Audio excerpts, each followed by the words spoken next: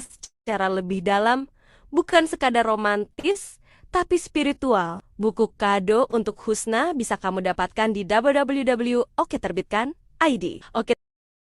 Stres akademik di kalangan mahasiswa semakin meningkat, apalagi di era digital yang serba cepat dan penuh tekanan. Tapi, bagaimana jika teknologi bisa jadi solusi tanpa meninggalkan nilai-nilai spiritual? Buku Sehat Mental Mahasiswa Islam karya Adnan Yusufi dan Nandi Prasetyo menawarkan pendekatan inovatif, pengelolaan stres akademik dengan menggabungkan kecanggihan artificial intelligence AI dan prinsip psikologi Islam. Di dalamnya, mahasiswa diajak untuk mengelola tekanan akademik dengan cara yang modern, namun tetap mendalam secara spiritual sehingga tidak hanya cerdas secara intelektual, tetapi juga kuat secara emosional dan iman. Buku ini wajib dimiliki oleh mahasiswa, dosen, dan pengelola kampus yang peduli pada kesehatan mental dan pengembangan karakter Islami. Dapatkan sekarang dan mulailah perjalanan menjadi pribadi yang seimbang. Hebat di kampus, tenang di hati.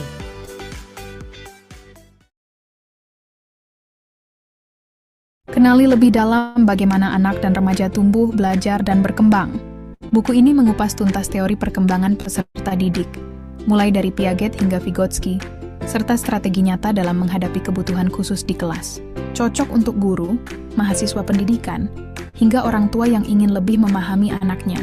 Disusun ringkas dan sistematis. Buku ini bukan hanya referensi, tapi panduan praktis. Yuk dapatkan bukunya sekarang juga di website atau marketplace. Oketerbitkan.id. Keselamatan bukan sekadar aturan, melainkan fondasi utama dalam setiap kegiatan pengangkatan dan pemindahan beban. Melalui penjelasan yang sistematis dan aplikatif, buku ini mengupas tuntas prinsip kerja alat angkat dan angkut, metode pengangkatan yang efisien, serta penerapan teknologi modern untuk meningkatkan stabilitas kerja. Buku ini menguraikan dasar hingga penerapan praktis sistem pengangkatan dan pemindahan beban, lengkap dengan teori keseimbangan, perhitungan serta teknologi terbaru di bidang industri. Panduan komprehensif bagi siapapun yang ingin bekerja dengan aman, efisien, dan profesional. Inilah bacaan wajib bagi Anda yang ingin menggabungkan pengetahuan teknik dengan praktik keselamatan industri secara profesional. Panduan penting bagi mahasiswa teknik, praktisi industri, dan siapapun yang ingin bekerja cerdas. Yuk dapatkan bukunya sekarang juga di website atau marketplace oketerbitkanindonesia.id.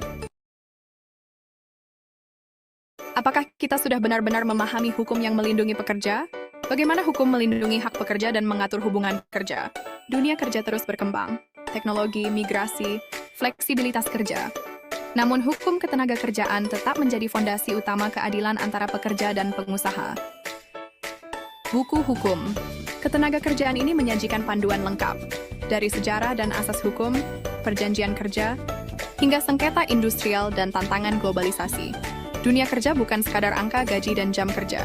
Di baliknya ada struktur hukum yang menjamin keadilan, hak, dan keseimbangan antara pekerja dan pengusaha wajib dimiliki oleh siapa saja yang terlibat dalam dunia ketenagakerjaan, dosen, mahasiswa, praktisi hukum, pengelola HR, serikat buruh, hingga pembuat kebijakan.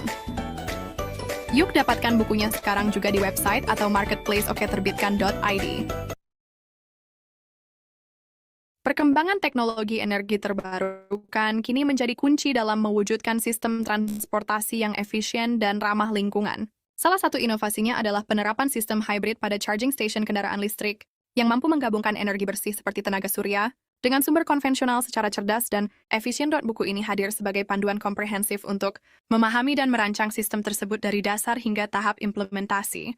Pembahasan dimulai dari konsep dasar sistem hibrid, desain simulasi, serta komponen utamanya seperti fotovoltaik, inverter, SCC, baterai, hingga automatic transfer switch, yang berperan penting dalam pengalihan sumber daya otomatis. Buku ini membahas sistem hibrid pada charging station kendaraan listrik, menggabungkan sumber daya surya dan listrik PLN untuk menghasilkan sistem yang efisien, cerdas, dan ramah lingkungan. Yuk dapatkan bukunya sekarang juga di website atau marketplace oketerbitkanindonesia.id. Banyak orang punya ide, punya naskah, tapi bingung harus mulai dari mana buat nerbitin buku. Ada yang takut ribet, ada juga yang nggak tahu harus kemana. Nah, di Oke Terbitkan Indonesia, kamu nggak perlu pusing. Semua prosesnya jelas, didampingi, dan hasil akhirnya profesional. Cocok buat penulis pemula, mahasiswa, atau dosen sekalipun. Yuk, jangan biarin idemu cuma ngendap, waktunya bikin buku pertamamu jadi nyata. Oke, terbitkan Indonesia, saatnya karyamu diakui dunia.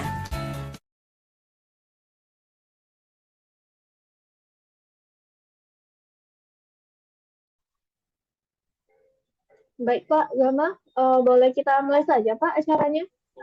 Boleh, silakan. Bismillahirrahmanirrahim. Assalamualaikum warahmatullahi wabarakatuh. Salam sejahtera bagi kita semua. Salam Om Swastiastu, Namo Buddhaya, salam kebajikan. Selamat siang dan selamat datang Bapak Ibu serta rekan-rekan peserta webinar Oke Terbitkan Indonesia pada hari Rabu pukul 13.30. Alhamdulillahirrabbilalamin, marilah kita ucapkan puji dan syukur kita kehadiran Allah Subhanahu wa Ta'ala yang telah memberikan rahmat dan hidayahnya sehingga kita dapat berkumpul di webinar siang hari ini.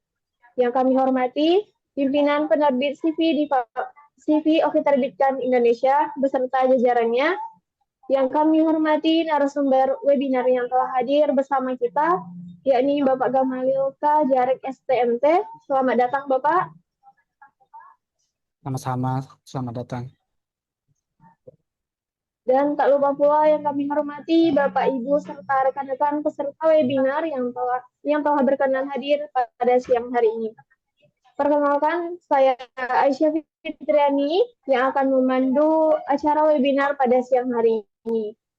Baik Bapak Ibu, sebelum kegiatan dimulai, kami akan menginformasikan tata tertib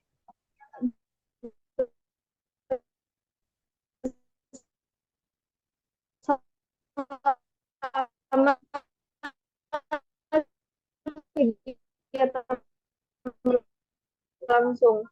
Yang pertama, peserta diharapkan untuk mengakses. Yang ketiga, peserta dapat mengajukan pertanyaan secara langsung melalui fitur raise hand atau pada kolom chat Zoom dengan format underscore instansi underscore pertanyaan di akhir orang dapat Bapak ini. Baik Bapak Ibu, adapun tema webinar kita siang hari ini yaitu paradigma teknik sipil dan realita dalam kehidupan sehari-hari. Yang siang hari ini akan disampaikan oleh narasumber hebat kita, yakni Bapak Gamalil K. Jarek STMT. Baik, sebelum saya mulai, izinkan saya untuk memperkenalkan sedikit mengenai biografi Pak Gama, yang mana Bapak Gamalil K. Jarek STMT atau yang akrab disapa Pak Gama, lahir di Ampuni, Kabupaten Kutai Barat. Beliau merupakan seorang akademisi dan praktisi di bidang teknik sipil yang kini tengah menempuh pendidikan program Dr. S3 Ilmu Teknik di Universitas Negeri Yogyakarta. Dalam perjalanan pendidikannya, beliau menempuh sarjana teknik sipil di Universitas Muhammadiyah Papua Tanah Besar pada periode 2009 sampai 2013. Lalu melanjutkan ke jenjang magister teknik sipil di Institut Teknologi Nasional Malang yang diselesaikan pada tahun 2015. Saat ini terus memperdalam keilmuan pendidikan tinggi di Indonesia. Dalam karir profesionalnya, Bapak Gama menapaki berbagai berharga di dunia akademik dan praktisi teknik. Sejak tahun 2020, sekarang beliau di Fakultas Teknik.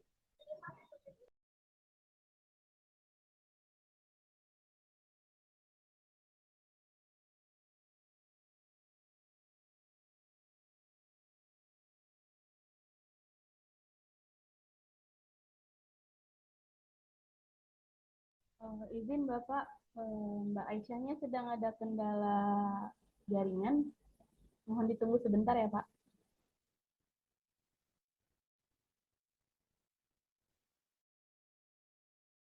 Oke, Bapak. Perkenalkan, boleh kita lanjutkan.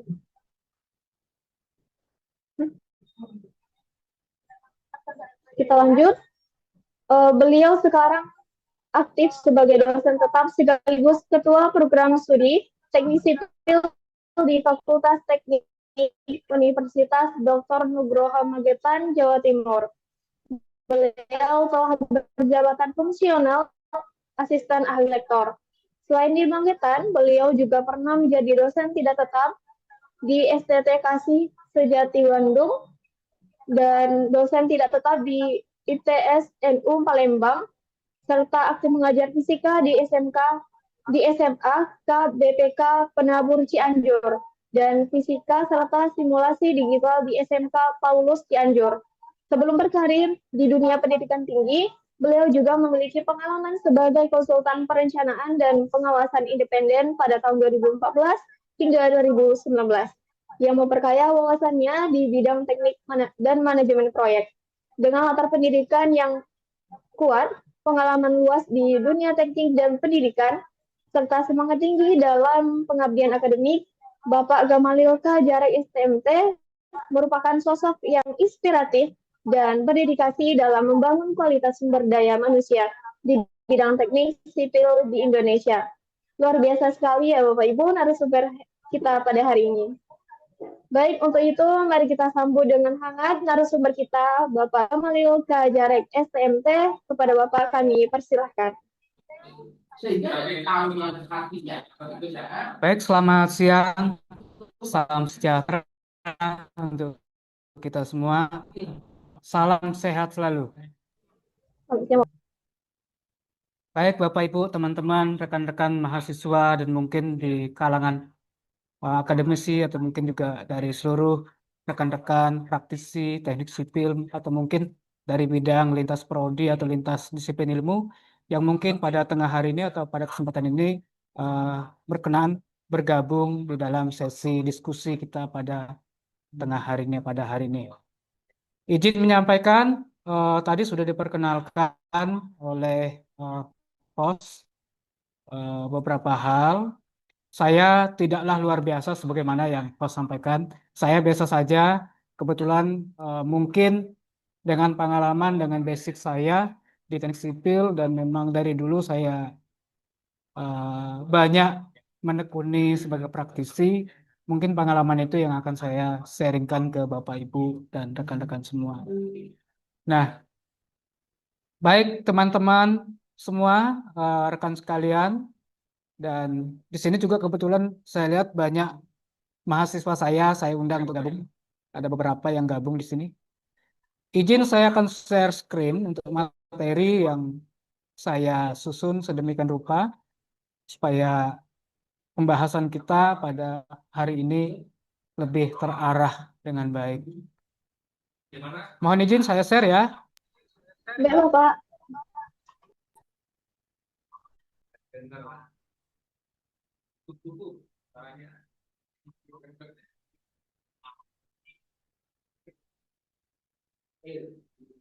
Sudah kelihatan ya?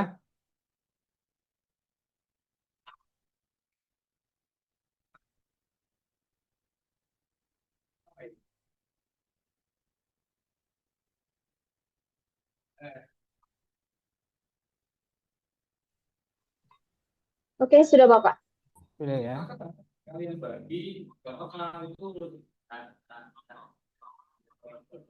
Oke, teman-teman semua, Bapak Ibu yang berkesempatan pada hari ini, pada saat ini untuk boleh nimbrung di ruang diskusi kita pada hari ini, terlepas apapun background atau bidang Bapak Ibu atau rekan-rekan semua, khususnya bagi Bapak Ibu yang memang background atau basicnya dari teknik sipil, mungkin tidak asing dengan istilah teknik sipil.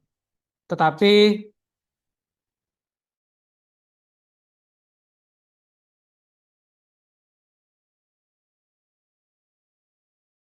terlepas dari itu barangkali ada Bapak Ibu atau rekan-rekan semua atau mungkin teman-teman mahasiswa yang dari lintas prodi yang mungkin dirasa agak asing apa yang dimaksud dengan sipil gitu ya.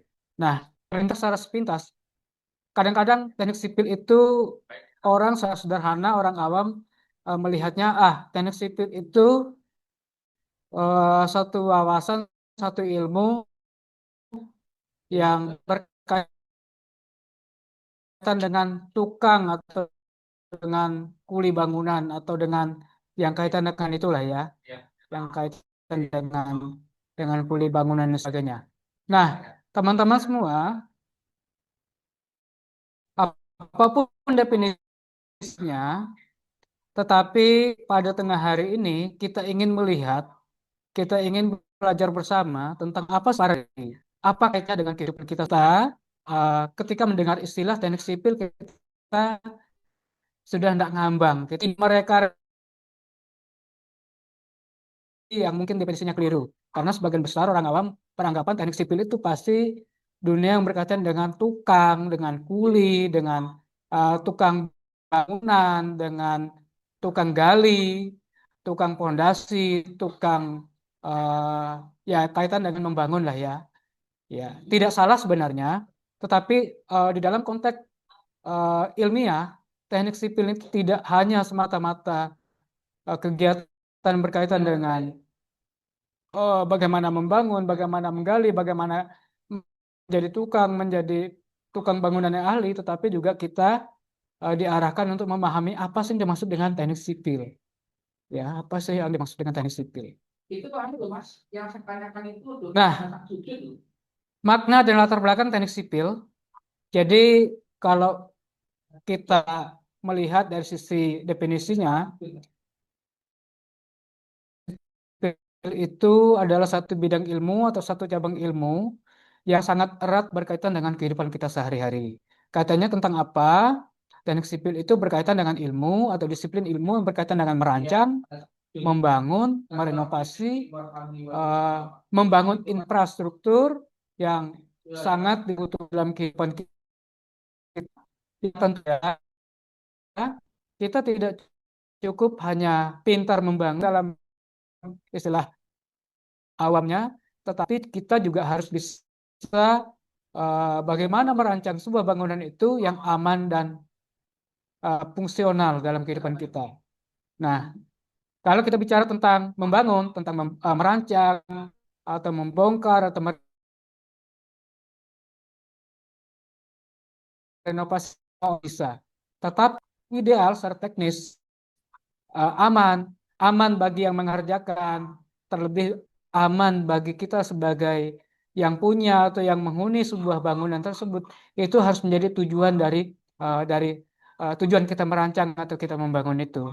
Jadi tidak boleh kita hanya bisa membangun, kita hanya bisa merancang, bisa merenovasi, bisa bongkar pasang, tetapi tidak ada jaminan kualitas keamanan di dalamnya. Terlebih itu akan mengancam jiwa penghuninya, itu tidak boleh.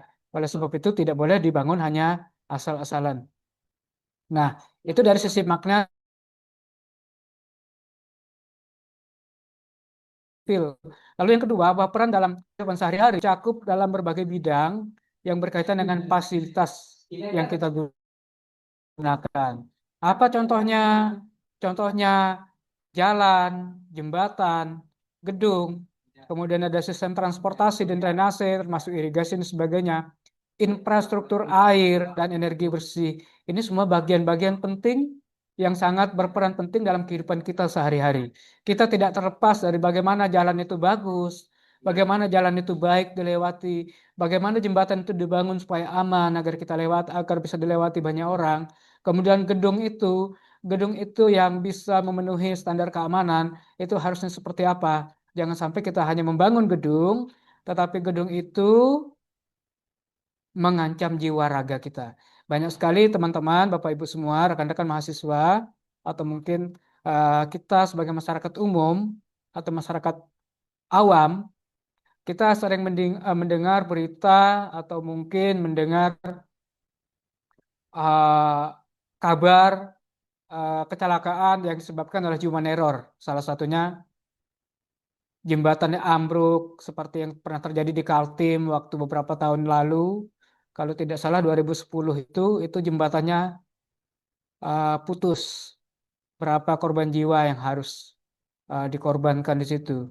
Lalu di beberapa tempat bangunan yang tidak dibangun pada tempat yang layak, pada kondisi eh, geotekniknya tidak sesuai, kondisi tanah, lereng, atau mungkin rawan longsor, atau mungkin banyak juga terjadi seperti yang pernah terjadi di beberapa tempat di kota-kota besar di Indonesia. Contohnya pernah terjadi di Cianjur pada awal-awal 2000, kalau tidak salah 2023 ya, 2023 rasanya ya, 2022 kalau nggak salah. Itu banyak terjadi gempa dan sebagainya, terus juga banyak rumah yang roboh karena memang di juga tidak memenuhi aspek keamanan dalam pembangunannya. Rumah akhirnya hancur, mengorbankan jiwa raga. Nah, lalu di luar itu eh, kita sering melihat kenapa jalan yang kita lewati sering jalan itu keriting kalau orang awam bilang. Jadi teman-teman, Bapak Ibu semua atau rekan-rekan eh, pasti pernah mengalami melewati jalan yang berlubang, jalan yang akibat eh, eh, overlay yang tidak stabil, apa namanya penambalan aspal yang tidak stabil menyebabkan jalannya tidak stabil juga. Mungkin Bapak Ibu semua atau rekan-rekan semua pasti pernah mengalami di mana jalan itu tidak normal atau tidak enak buat kita. Nah, jadi manfaat masyarakat secara luas yang pertama tadi memiliki aksesibilitas yang universal. Tentu ya namanya teknik sipil kita memberikan akses kepada semua pihak, semua stakeholder atau semua orang yang membutuhkan fasilitas sebagaimana yang bisa kita kerjakan atau bisa kita bangun dengan baik. Lalu pemanfaatan yang berikutnya pasti peningkatan kualitas atau kualitas hidup. Dengan rumah yang baik, maka juga kita akan menjaga kualitas hidup kita, menjaga ya seperti tadi kita mengurangi resiko-risiko yang bisa membahayakan kita kalau dibangun dengan tidak baik atau bangunan yang dibangun dengan salah-salah itu sangat berisiko bisa terjadi gempa, gempa bisa membuat rumah hancur dan sebagainya. Itu akan mengancam nyawa penghuni rumah itu sendiri. Lalu tentu saja teknik sipil juga berkaitan pada salah satu paradigmanya adalah pemanfaatan akses secara luas bagi masyarakat adalah infrastruktur yang inklusif. Jadi semua fasilitas kalau nama infrastruktur berarti itu kan fasilitas yang bisa diakses semua pihak. Semua orang bisa menikmati. Contoh apa? Akses jalan raya misalnya. Atau akses apa? Infrastruktur apa? Misalnya yang ada di sekitar kita, jaringan irigasi. Ya, jaringan irigasi atau mungkin jaringan drainase dan sebagainya, terutama di kota-kota. eh, Kita melihat jaringannya normal atau tidak, perlu dinormalisasi atau tidak, karena kadang-kadang kalau sudah namanya di tata kota yang padat penduduk, kadang-kadang apa namanya drainase itu eh, hanya orang-orang tertentu yang mau memikirkan. Kadang-kadang buang sampah juga sembarangan di drainase yang ada sehingga menyebabkan buntu yang akhirnya juga akan menyebabkan banjir. Atau mungkin juga akses drainase yang eh, tidak sesuai dengan kapasitas debit eh, limbah limbah terutama limbah cair yang ada dari rumah tangga. Ini juga sangat sangat rentan terjadi Bapak Ibu. Biasanya dengan drainase yang kumuh, yang buntu, yang padat itu juga menyebabkan bau tidak sedap di lingkungan sekitar kita. Ini harus menjadi bahan pemikiran bersama dengan paradigma teknik sipil dalam kehidupan kita supaya ini juga harus menjadi tanggung jawab bersama. Lalu berikutnya, pilar yang berikutnya adalah keseimbangan lingkungan. Contoh, desain ramah lingkungan. Desain yang ramah lingkungan itu seperti yang tadi dikatakan, yang saya sampaikan tadi, membangun rumah itu harus dengan standar yang ideal, standar yang sesuai, dan juga tentu memenuhi asas kenyamanan dan keamanan bagi kita. Ya, jangan membangun rumah asal jadi atau asal asal bisa di tempat berlindung dari panas dan hujan. Tetapi rumah itu juga harus dibangun atau atau tempat kita harus dibangun secara optimal sehingga kita bisa meminimalkan dampak negatif dari uh, lingkungan kita atau dari rumah yang kita huni. Selanjutnya adalah sumber daya berkelanjutan. Sumber daya berkelanjutan itu pasti bahwa sekali lagi limbah yang banyak yang ada di sekitar kita sebenarnya itu bisa dimanfaatkan sebenarnya sebagai sumber daya konstruksi, sebagai bahan material. Contoh limbah plastik. Bapak Ibu semua, saya waktu awal-awal belum paham apa namanya ilmunya gitu ya. Saya kalau melihat orang yang ya mohon maaf gitu ya, orang yang mulung limbah plastik dan sebagainya, kadang-kadang kita mencibir, kadang-kadang kita melihat terlalu rendah orang yang mulung itu. Tapi sebenarnya mereka adalah bagian dari ekosistem yang turut melestarikan lingkungan kita. Bayangkan kalau tidak ada yang ngambil sampah seperti itu dengan tumpukan limbah plastik yang sedemikian rupa banyaknya, itu akan menjadi tempat yang kumuh di lingkungan kita, lingkungan sekitar kita. Dan ternyata mereka yang sanggup melakukan itu, mereka juga menjadi pejuang di dalam kehidupan mereka, di dalam rumah tangga mereka, bahkan juga mereka menjadi pejuang lingkungan sebenarnya. Mereka menjadi pejuang lingkungan sekitar kita yang menjadi uh, nyaman, aman, bahkan bebas dari limbah yang berserakan atau uh, sisa-sisa plastik yang berserakan. Nah, limbah-limbah seperti itu bisa didaur ulang, bisa digunakan dijadikan berbagai macam material bangunan. Bapak Ibu semua pernah enggak melihat contoh apa namanya batako yang terbuat dari limbah plastik? Atau mungkin atap genteng Bapak Ibu yang mungkin Bapak Ibu beli di toko bangunan yang sudah menjadi kepingan lembar genteng, genteng metal atau sejenisnya itu sebenarnya salah satu bahan bakunya adalah terbuat dari plastik, dari limbah plastik. Sehingga dia didaur ulang, dijadikanlah bahan yang berdaya guna. Ya, katakanlah tadi Bapak Ibu membuang botol mineral, itu diambil sama pemulung, itu oleh pemulung dia ngambil limbah itu dengan gratis dari kita. Lalu dia jual. Dia pun jualnya dengan harga yang sangat-sangat jauh dari harga yang norm, maksudnya dari harga layak keekonomian. Tetapi ternyata itu masuk dalam ranah industri pengolahan limbah plastik itu tadi itu bisa diolah menjadi barang tepat guna dan setelah menjadi barang jadi itu dijual dengan harga yang cukup tinggi.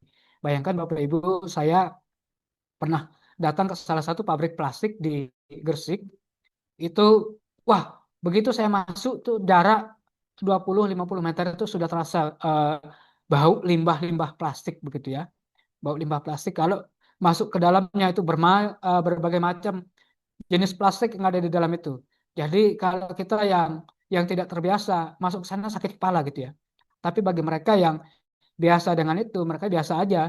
Dan ternyata setelah itu diolah, itu banyak sekali manfaatnya, banyak sekali digunakan dalam rumah tangga. Contoh Bapak Ibu, limbah-limbah ini, Bapak Ibu, terutama ibu-ibu ya, yang biasa sering membeli Tupperware plastik, Tupperware plastik itu kan terbuat dari plastik. Sebenarnya itu banyak terbuat dari limbah-limbah sebenarnya, dari limbah-limbah yang dibuang oleh masyarakat dengan dianggap tidak berguna. Nah, oleh pemulung itu diambil dijual ke industri pengolah limbah plastik, jadilah dia bahan tepat guna.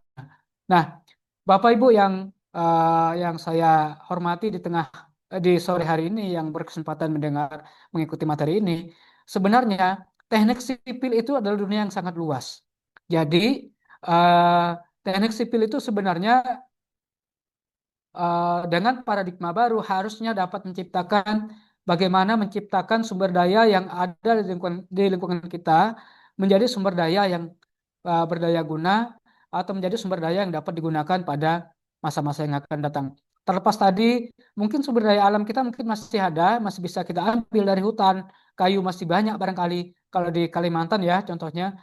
Tetapi tidak sama seperti di Jawa, apalagi di Jakarta gitu ya, cari kayu mahal, tinggi. Nah, sementara potensi limbah di kota-kota ini sangat besar potensinya. Ini bisa digunakan, bisa diolah, didaur ulang menjadi bahan-bahan konstruksi. bisa dijadikan bahan agregat, bisa digunakan sebagai agregat untuk apa namanya campuran aspal, bisa digunakan sebagai bahan perkerasan jalan dan sebagainya.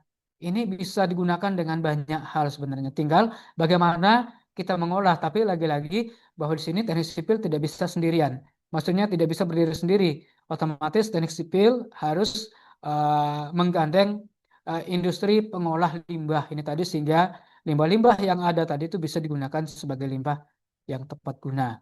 Nah, lalu paradigma yang keempat yaitu uh, evolusi paradigma teknik sipil, yaitu yang awalnya itu fokus pada bangunan ya. Jadi fokus hanya membangun, membangun, membangun.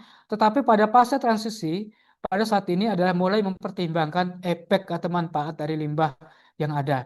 Jadi paradigma sekarang harus mulai memikirkan bagaimana memberdayakan potensi sumber daya yang ada di sekitar kita, di lingkungan sekitar kita menjadi sebuah hal yang berdaya guna, ya, hal yang berdaya guna dalam kehidupan kita, bernilai ekonomis atau memiliki nilai ekonomis dalam kehidupan kita.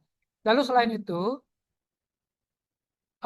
terjadi revolusi berkelanjutan, artinya dengan banyaknya potensi yang ada, potensi sumber daya yang ada di sekitar kita, termasuk limbah tadi, ini bisa diolah sedemikian rupa sehingga ini mampu menjadi sirkular di dalam perekonomian kita, ya, menjadi nilai tambah, bahkan juga dengan bagi orang-orang yang kreatif ini bisa menjadi sebuah objek bisnis atau usaha yang cukup menjadi usaha yang menjanjikan, karena bicara tentang potensi ini tadi.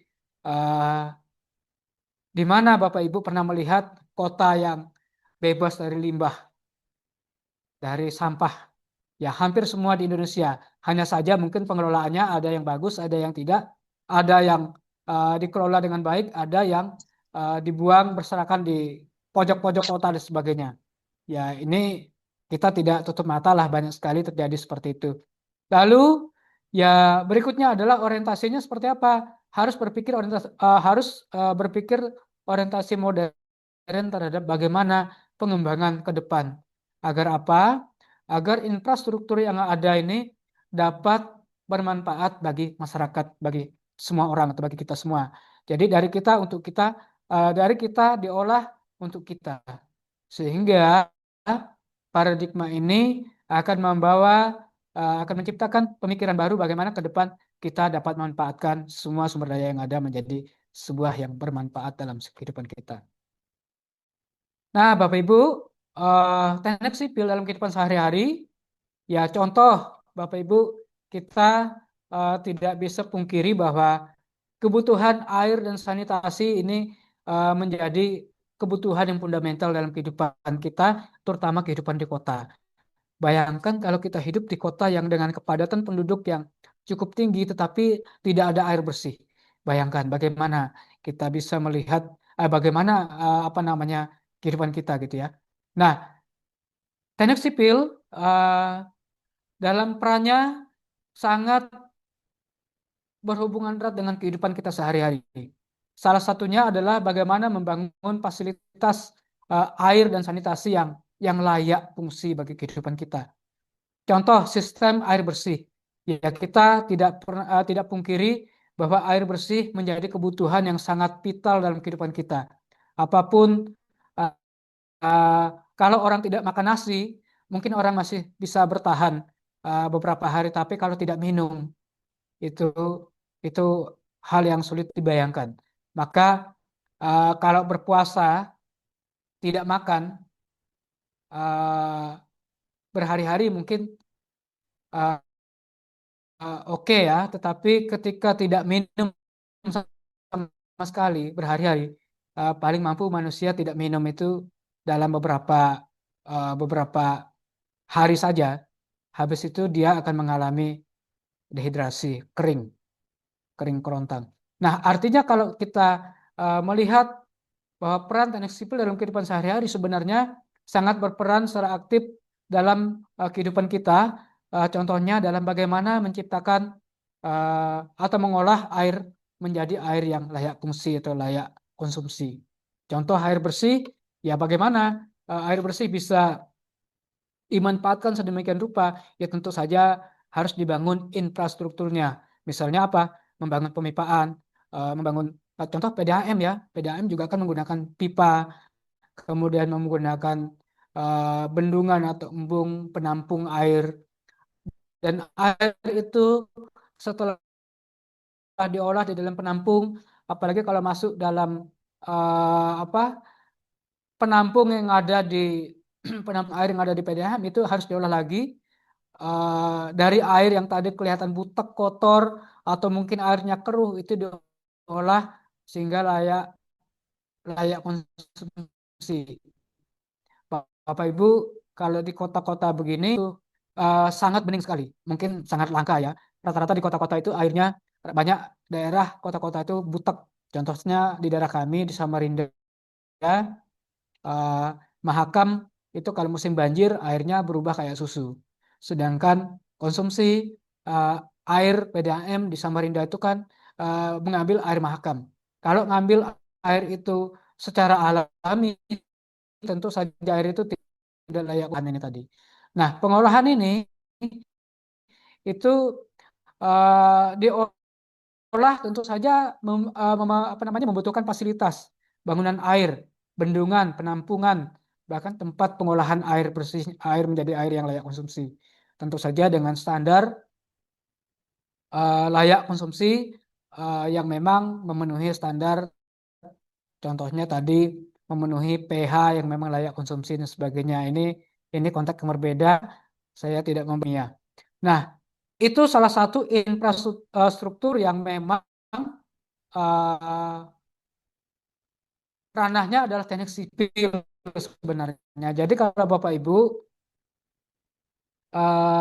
sampai saat ini atau mungkin dengan pembahasan ini Bapak Ibu sudah bisa membayangkan, oh ternyata teknik sipil itu begitu ya, ternyata teknik sipil itu kaitannya ke situ ya. Nah ini kita melihat dari contoh sederhana dalam penggunaan air bersih dalam kehidupan kita. Selanjutnya Bapak Ibu semua atau rekan-rekan mahasiswa atau masyarakat yang mungkin mengikuti webinar ini, selain dari pengolahan air sistem air bersih tadi, juga seperti yang sudah saya jelaskan tadi, teknik sipil itu erat sekali dan jangan heran pada saat sekarang banyak temuan-temuan ahli teknik sipil yang terbaru mengolah banyak sekali alternatif bahan konstruksi. Contoh apa namanya limbah tebu. Limbah tebu itu bisa difungsikan, bisa digunakan sebagai limbah tetes tebu itu bisa digunakan sebagai pengganti atau sebagai substitusi dari semen. Kalau di desa-desa, di kampung-kampung, di beberapa di Jawa, di daerah saya di Jawa ini banyak tetes tebu itu digunakan sebagai pengganti semen. Jadi masyarakat sekitar membangun rumah tidak menggunakan semen sebagai alat sebagai bahan perekat batanya atau batakonya, tapi menggunakan tetes tebu. Nah itu salah satu apa namanya terobosan sebenarnya. Hanya saja sampai dengan saat ini belum ada yang mempatenkan itu sebagai sebuah temuan yang layak digunakan. Sampai saat ini belum ada peneliti yang menggunakan secara permanen itu. Begitu juga dengan limbah contohnya limbah jerami. Jerami atau limbah padi, jerami padi atau limbah sekam padi itu juga bisa digunakan sebagai bahan konstruksi. Contohnya dibakar menjadi abu, lalu abunya itu diolah menjadi batako. Itu juga beberapa Bapak Ibu kalau pernah tahu apa namanya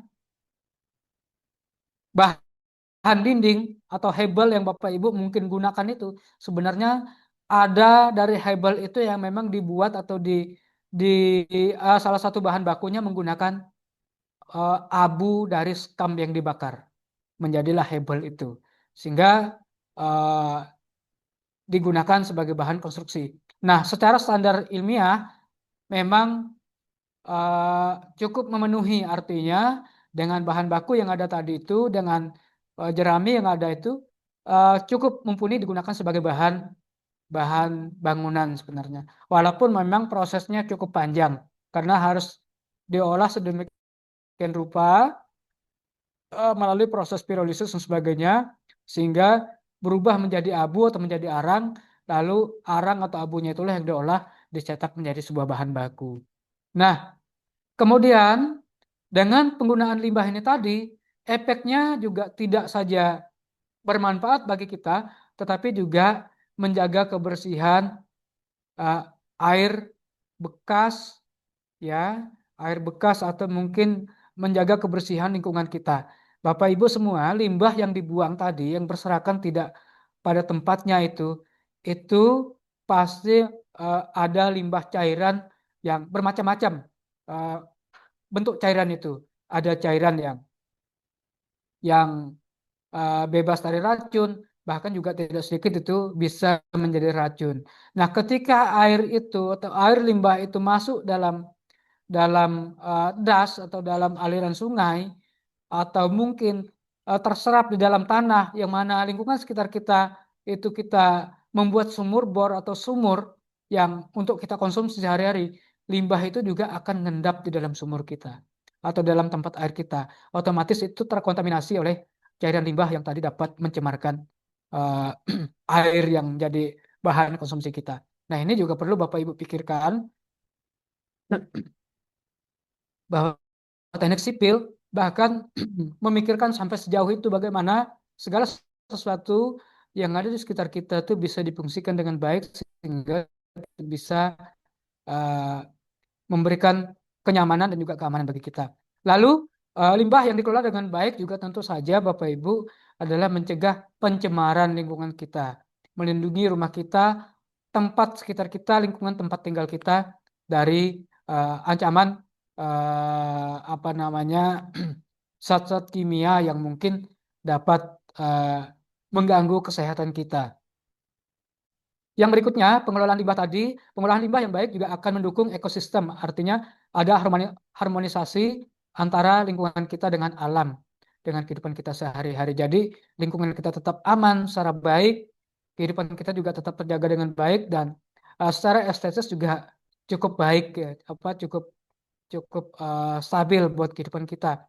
Dan sirkular juga dengan tadi pengolahan limbah tadi itu juga akan memberikan efek sirkular terhadap ekonomi masyarakat sekitar. Seperti yang saya contohkan tadi, masyarakat kita yang mungkin mereka, mohon maaf, yang kebetulan mereka kesehariannya mengumpulkan limbah dengan istilah yang mungkin jadi pemulung tadi ya.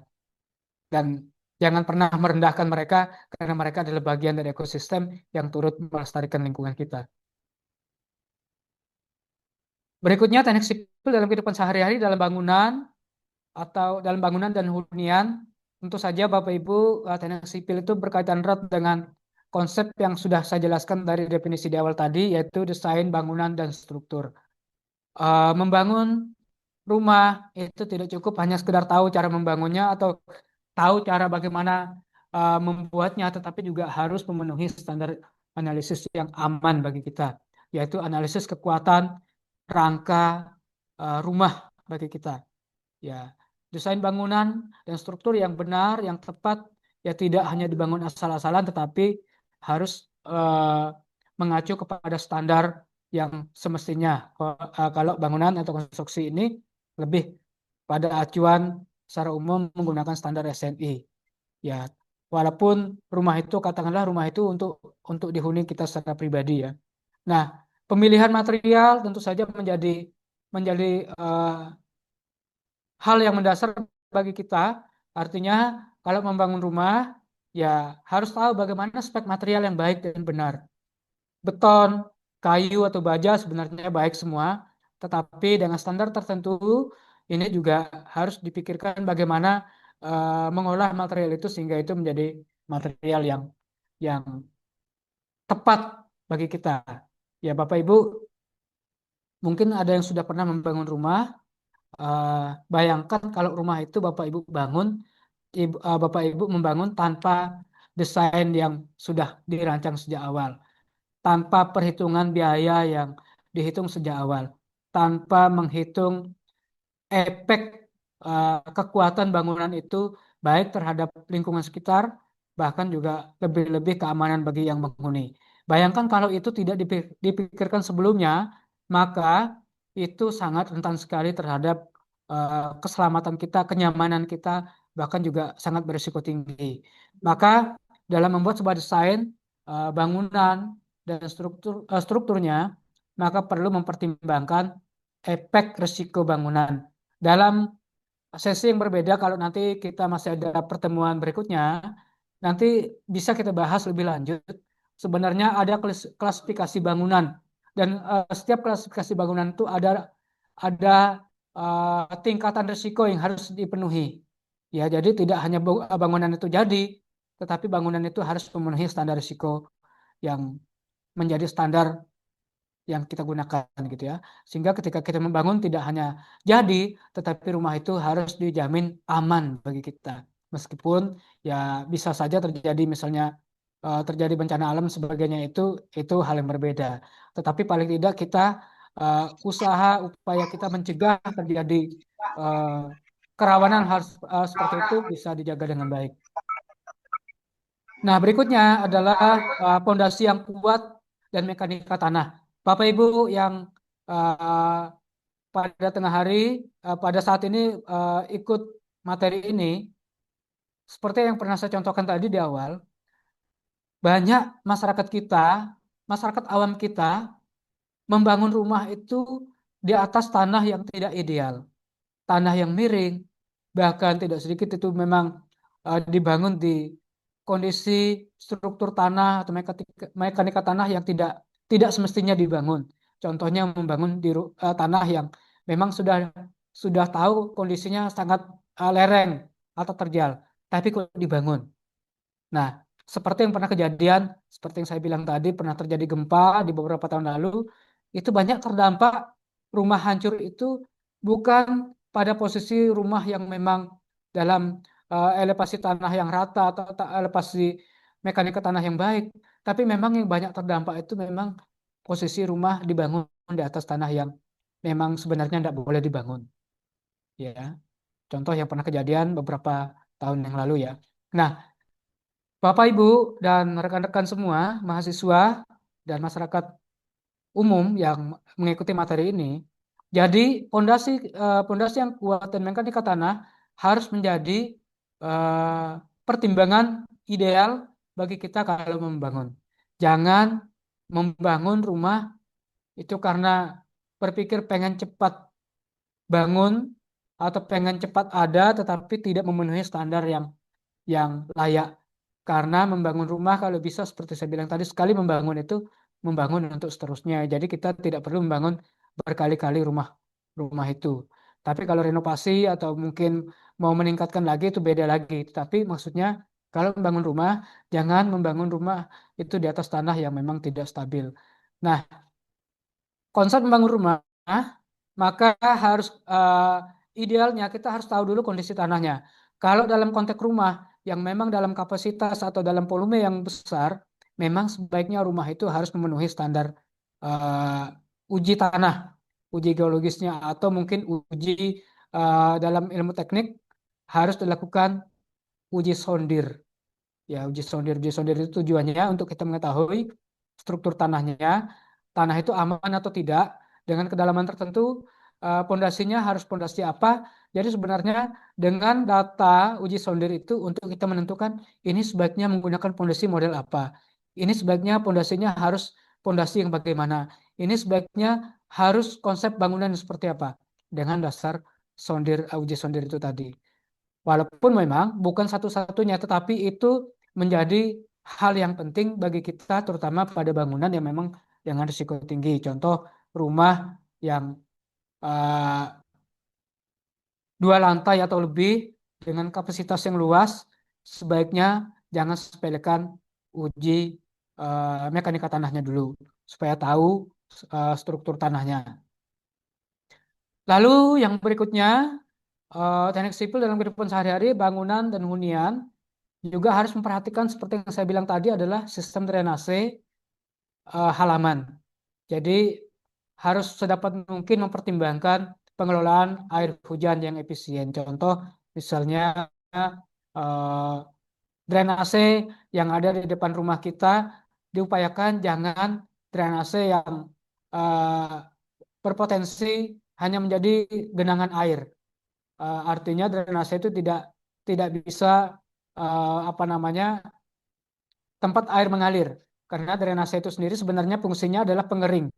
Nah, kalau drainasenya buntu atau mungkin drainasenya tidak sesuai kapasitasnya, maka air hujan yang tertampung di situ tidak akan teralir dengan baik. Artinya tetap mengalami genangan, bahkan juga genangan itu bisa menyebabkan erosi. Nah, drainase itu harus dibangun dengan baik supaya kita bisa mencegah genangan itu. Lalu juga apa namanya drainase itu juga melindungi fondasi bangunan kita.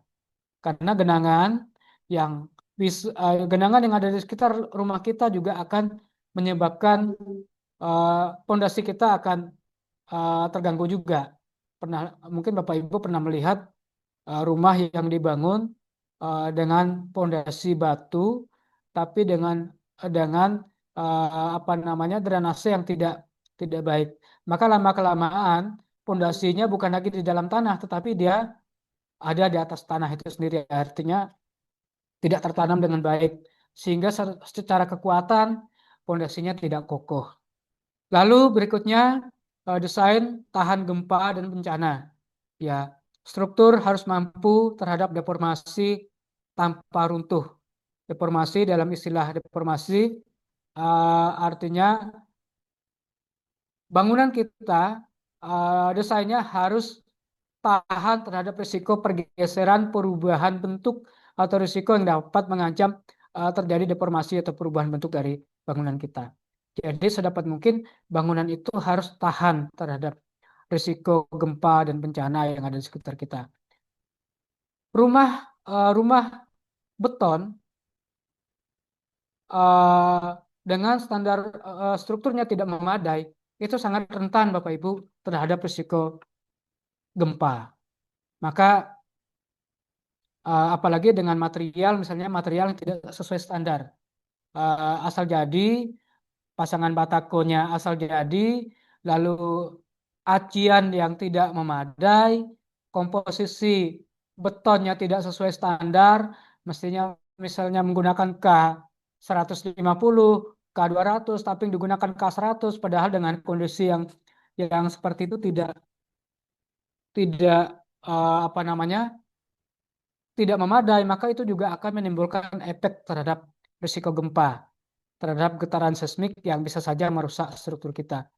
Lalu Bapak Ibu juga desain tahan gempa dan bencana juga harus bisa dirancang sedemikian rupa dengan mampu menyerap energi gempa. Contoh seperti yang saya bilang tadi, gempa itu tidak hanya disebabkan oleh faktor alam, tetapi juga kadang-kadang bisa terjadi karena human error. Contoh, kalau rumah itu dibangun di pinggir jalan raya yang padat kendaraan besar, itu bisa beresiko terjadi gempa lokal atau getaran seismik akibat kendaraan berat itu bisa membuat keretakan pada pondasi atau pada struktur bangunan.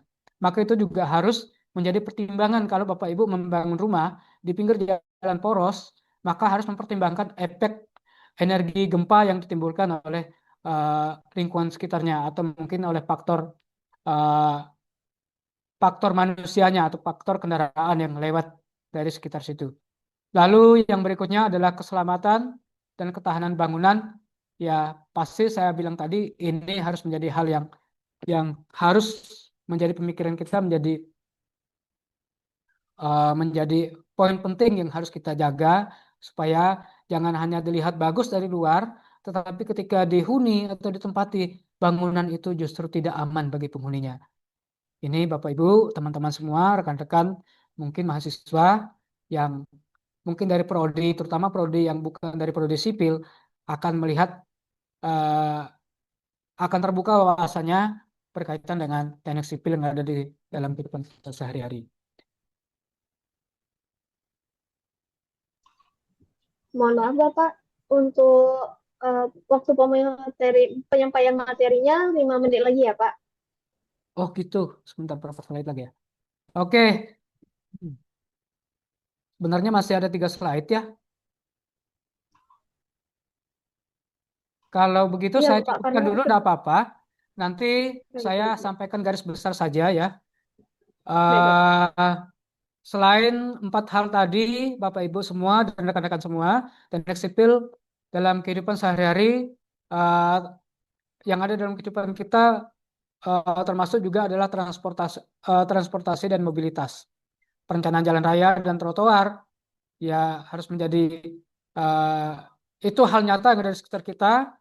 Pasti sudah bisa terpikirkan oleh kita bagaimana perencanaan jalan yang baik, bagaimana jalan raya itu yang tepat, yang aman bagi kita.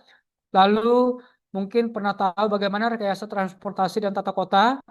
Ya, contoh jalan yang mungkin sangat padat kendaraan, ini harus ada alternatif-alternatif yang aman bagi semua pengguna, bahkan termasuk pejalan kaki, bahkan juga uh, termasuk mungkin saudara kita yang disabilitas harus bisa mendapat hak yang sama dalam akses jalan.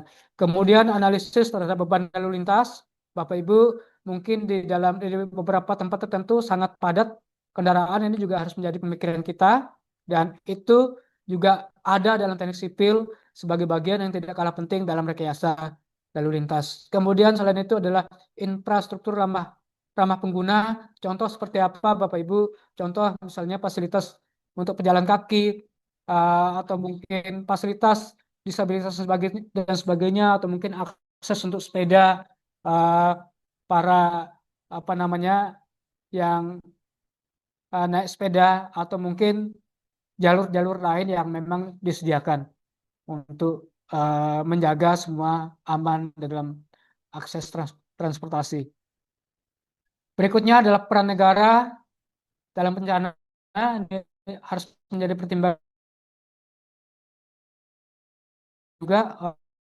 Orang-orang teknik sipil biasanya lalu geoteknik dan hidrologi tanah dan penggunaan air, sumber daya air, kondisi tanah dan pola penggunaan air dan sebagainya, termasuk sumber air baik dari das maupun dari mata air.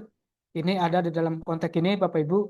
Kemudian struktur tahan gempa, ada standarisasi yang memang digunakan, standar apa namanya SNI yang memang menjadi acuan di dalam pemanfaatannya. Lalu berikutnya adalah sistem tanggul dan bendungan. Kita uh, tidak asing dengan keadaan ini, tetapi mungkin kita awam dalam pemahaman kita. Nah, mungkin di sesi berikutnya nanti kita akan memperluas pemahaman kita terkait dengan itu. Berikutnya adalah etika dan tanggung jawab para insinyur, tanggung jawab sosial insinyur sipil atau orang-orang yang ahli teknik sipil, yaitu harus lebih tidak hanya sekedar mampu secara teknis, tapi juga mampu memberikan edukasi yang membangun bagi masyarakat ya. Nah, kemudian juga ada kode etik yaitu kejujuran dan integritas. Ini berkaitan erat dengan pola perencanaan yang baik, yang tidak hanya mencari keuntungan, tetapi juga harus memikirkan tentang keberlanjutan terhadap infrastruktur yang akan kita bangun, yang kita rancang. Kemudian juga ada keselamatan publik dan lingkungan. Ini juga bagian dari etika profesi sebagai seorang ahli teknik sipil atau sebagai insinyur sipil, harus kita kembangkan sedemikian rupa sehingga peran kita sebagai seorang ahli di dalam bidang ini, kita tidak hanya pandai berteori di atas kertas, tetapi kita mampu mengaplikasikan dalam kehidupan kita sehari-hari. Kemudian ada civil engineering. Civil engineering is about people. Jadi civil engineering itu bukan hanya bicara tentang bagaimana merancang, tetapi ini juga harus memikirkan tentang manusia, tentang orangnya. Itu barangkali yang bisa saya sampaikan untuk di sesi ini. Untuk yang berikutnya saya mungkin bisa dibaca saja, nanti di materinya bisa di-share saja. Berhubung karena memang waktunya sudah cukup panjang ya. Terima kasih waktunya. Saya kembalikan kepada host untuk sesi barangkali ada tanya jawab. Tidak perlu banyak, barangkali mungkin dari salah satu saja. Saya kembalikan kepada host. Terima kasih. Selamat sore.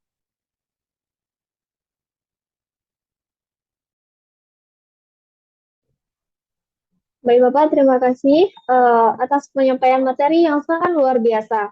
Baik Bapak Ibu, langsung saja kita masuk ke sesi selanjutnya, yaitu sesi tanya jawab.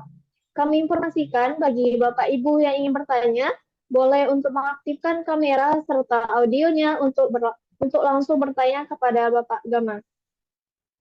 Mungkin untuk pertanyaannya kami batasi satu saja ya Pak, karena mengingat waktu yang sangat terbatas.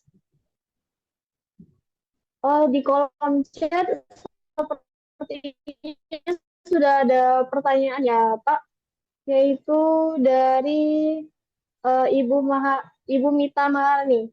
Saya izin bacakan ya Pak. Baik,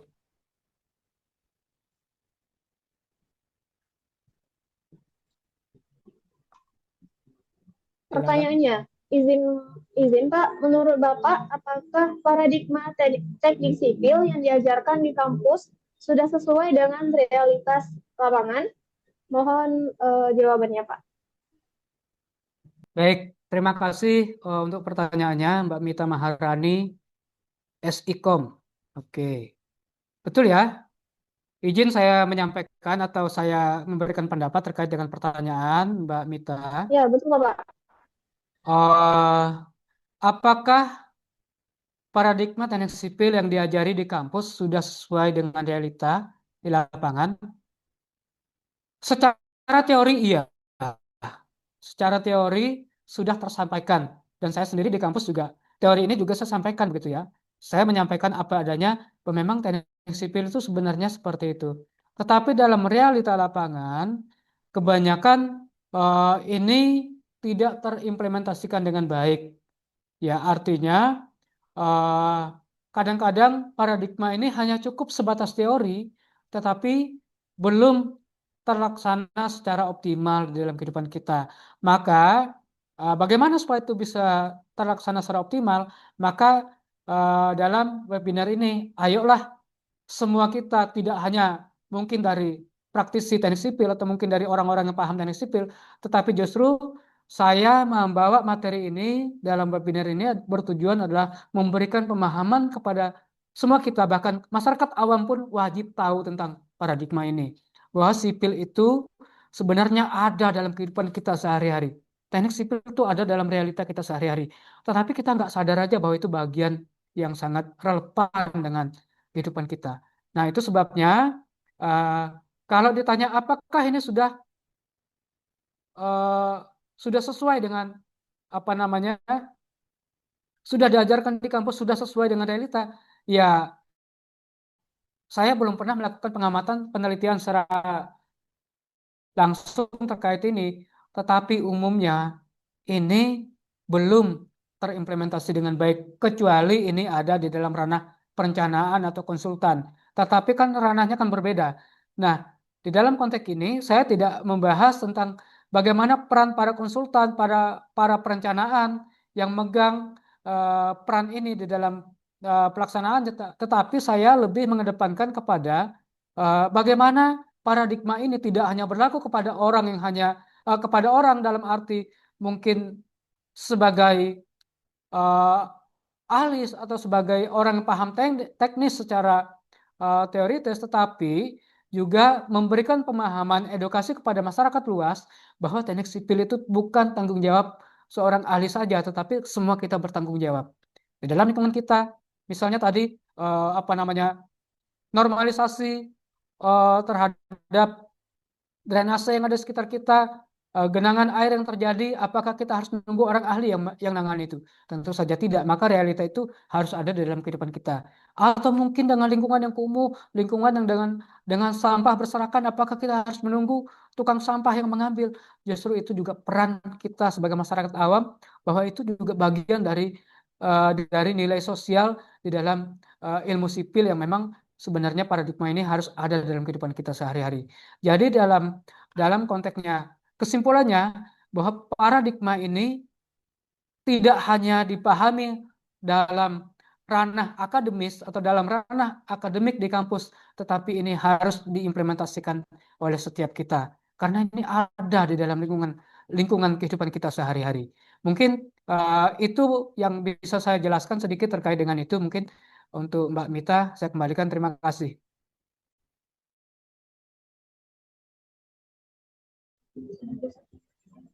Baik Pak, terima kasih atas jawabannya. Dan kami sampaikan kembali, kami mohon maaf untuk pertanyaannya, kami batasi hanya satu pertanyaan. Karena mengingat waktu kita yang sangat terbatas. Baik, untuk kemudian kita lanjut ke acara selanjutnya, yaitu perkenalan produk CV Oke Terbitkan Indonesia. Dalam hal ini akan disampaikan oleh General Manager kami, yakni Edsa Nuriski. Kepada Saudari Edsa, kami persilahkan.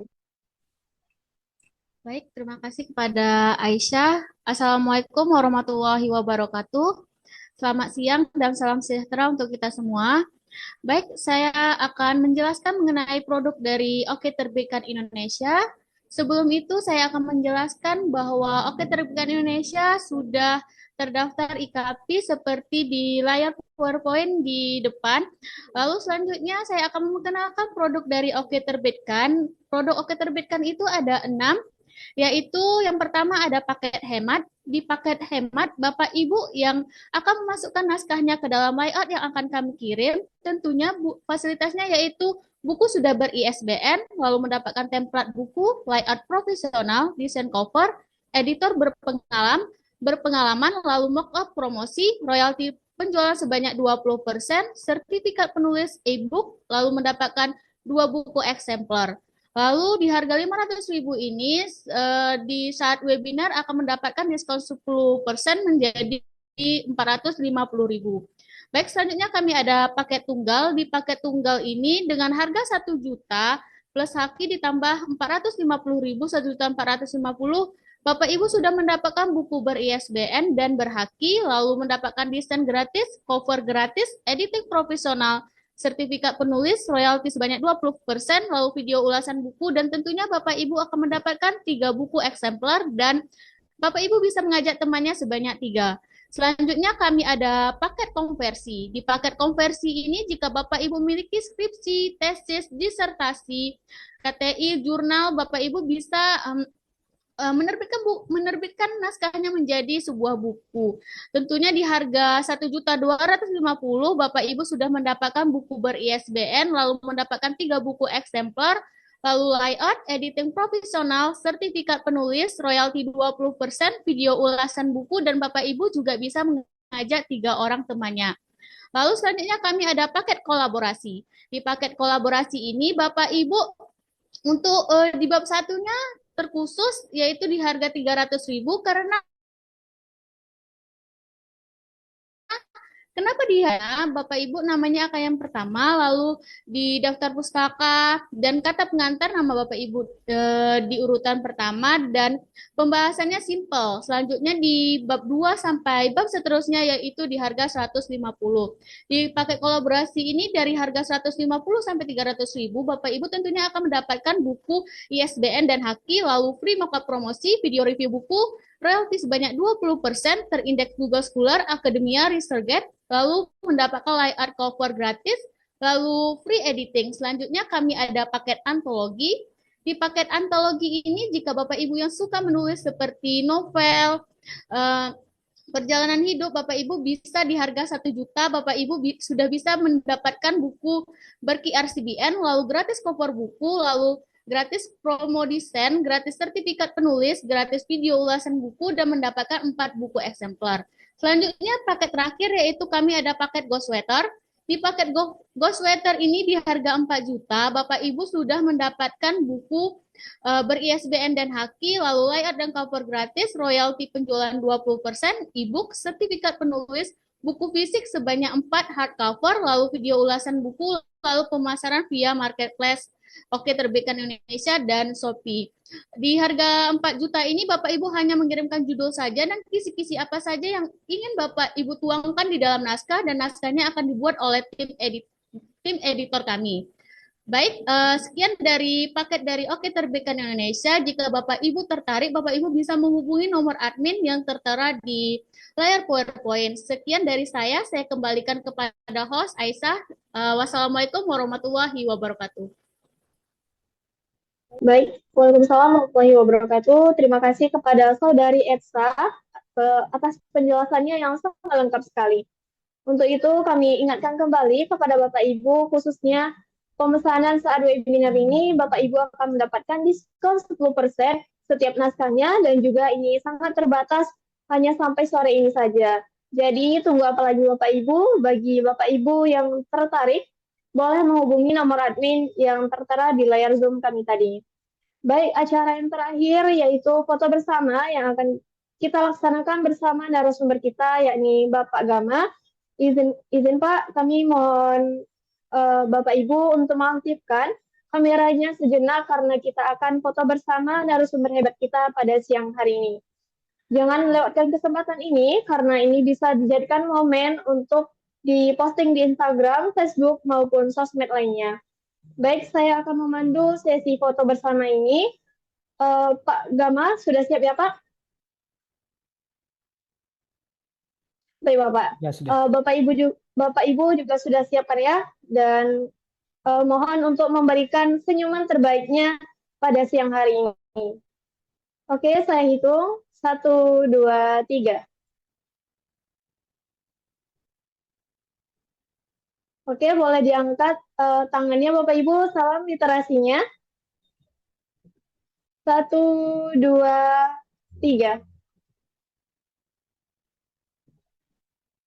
Oke, baik. Alhamdulillah, Hirobbil Alamin, sudah tiba di akhir acara webinar pada hari ini. Kami mengucapkan terima kasih yang sebesar-besarnya kepada Pak Gamalil sebagai narasumber pada webinar hari ini. Dari beliau kita belajar bahwa setiap karya insinyur sipil harus berorientasi pada kemanusiaan, keberlanjutan, dan kesejahteraan masyarakat. Bukan hanya aspek teknis dan kekuatan struktur, serta juga mengajarkan kita tentang pentingnya etika, tanggung jawab sosial, dan inovasi berkelanjutan agar pembangunan tidak merusak lingkungan, tetapi justru menciptakan masa depan yang lebih aman, inklusif, dan berkelanjutan. Baik, saya Aisyah Fitriani selaku moderator hari ini memohon maaf apabila ada perkataan atau perilaku yang tidak berkenan, dan kami juga mohon maaf jika penyelenggaraan acara ini banyak kekurangannya. Dan terima kasih juga kepada Bapak Ibu yang sudah bersedia hadir pada siang hari ini. Untuk sertifikat dan link absensi akan kami bagikan di room chat. Dan mohon untuk diisi agar dapat diklaim sertifikat webinar pada hari ini. Untuk Pak Gama, kami mengucapkan terima kasih atas waktunya pada siang hari ini, dan kami akan memberikan sertifikat juga, dan kami mohon maaf ya Pak, atas kekurangan pada kegiatan hari ini. Oke, kami dari CV Oke Terbitkan Indonesia, pamit undur diri. Wassalamualaikum warahmatullahi wabarakatuh.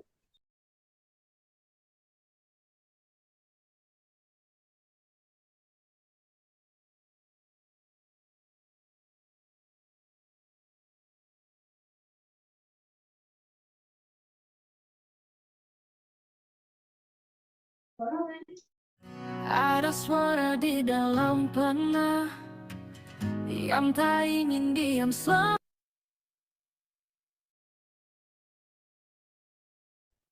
Baik Bapak Ibu, kami ingatkan kembali mohon untuk segera mengisi link absensi yang kami bagikan karena sebentar lagi kami akan mengakhiri Zoom pada hari ini. Sekian, terima kasih. Wassalamualaikum warahmatullahi wabarakatuh. Bukan sekadar tulisan di kertas, tapi dunia yang menanti dibahas. Penerbit Oke Terbitkan Indonesia, mendengarnya duluan saat naskahmu masih dalam bayangan. Bukan sekadar mencetak halaman, kami memberi nyawa pada impian. Tak perlu ragu